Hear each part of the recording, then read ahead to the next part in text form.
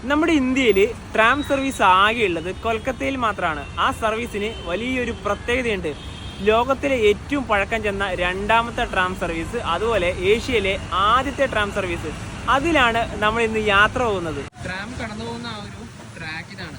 ഇതിന്റെ വീതിയൊക്കെ ഇത്രയാണ്. റോഡ് വഴി തന്നെയാണ് കടന്നു പോവുക. ഞങ്ങളിപ്പോൾ എസ്പ്ലനേഡ് എന്ന ഭാഗത്താണ്. ഇവിടുന്ന് ട്രാം കയറി ശ്യാം ബസാർ എന്ന ഭാഗത്തേക്കാണ് പോകുന്നത്. ഇപ്പോൾ രാവിലെ ഇപ്പോൾ 7 മണിയാവാനായി. ആദ്യത്തെ സർവീസ് 7 മണിക്കാണ്. നമുക്ക് പോകാനുള്ള ട്രാം ഇതാ കടന്നു വരികയാണ്. വെസ്റ്റ് ബംഗാൾ ട്രാൻസ്പോർട്ട് കോർപ്പറേഷനാണ് ഈ ട്രാം സർവീസ് ഇപ്പോൾ ഓപ്പറേറ്റ് ചെയ്യുന്നത്. അപ്പോൾ ഇതിൻ്റെ മുന്നിലത്തെ കാഴ്ചക്ക് ഇങ്ങനെയാണ്. നിലവിലിപ്പം 2 കോച്ചുകൾ മാത്രമാണ് ഇതിനുള്ളത്. ഇതിൻ്റെ അകത്തേക്ക് കയറുകയാണെങ്കിൽ ഇങ്ങനെയാണ് സീറ്റിങ്ങൊക്കെ വരുന്നത്. പിന്നെ ഇവിടെയൊക്കെ വലിയ ഫാനൊക്കെ ഉണ്ട്. ആ തൊട്ട് പുറകിലുള്ള കോച്ചിലേക്ക് ഇതാ ഇങ്ങനെ നോക്കിയാൽ ഇങ്ങനെയൊക്കെ കാണാൻ പറ്റും. ഇതിലൊന്നും ആരും തന്നെ ഇല്ല. പിന്നെ അത്യാവശ്യം ഇതിൻ്റെ അകത്തേക്ക് ഇതാ ഇങ്ങനെയാണ് ഇരിക്കുക. ഇതിൻ്റെ ഡ്രൈവറൊക്കെ ആ ഒരു മുൻഭാഗത്താണ് ഉണ്ടാവുക. എക്സ്പ്ലനേഡ് ഭാഗത്തുനിന്ന് ശ്യാം ബസാറിനടുത്തുള്ള ബലഗാച്ച എന്ന ഭാഗത്തേക്കാണ് ടിക്കറ്റ് എടുത്തത്. ഒരാൾക്ക് 7 രൂപ മാത്രമേ ടിക്കറ്റ് ചാർജ് വരുന്നുള്ളൂ. വളരെയധികം ചീപ്പാണ് ഇതിലെ യാത്ര. ട്രാമിൻ്റെ ട്രാക്കും റോഡും നോക്കിയതാ എന്തായാലേ, നമുക്ക് ബസ്സൊക്കെ പോകുന്നത് പോലെ തന്നെ പോവാം. ശരിക്കും ഇതൊരു ബസ് പോലെ തന്നെയാണ്.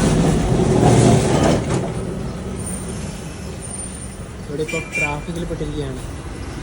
ഇതും ആ ഒരു ട്രാഫിക്കൊക്കെ കഴിഞ്ഞ് വലിയ പോകത്തുള്ളൂ. എൻ്റെ അകത്തെ ആളിതാ ആ ഡ്രൈവർ അവിടെ നിന്നിട്ട് തന്നെയാണ് അത് ഓടിക്കുക.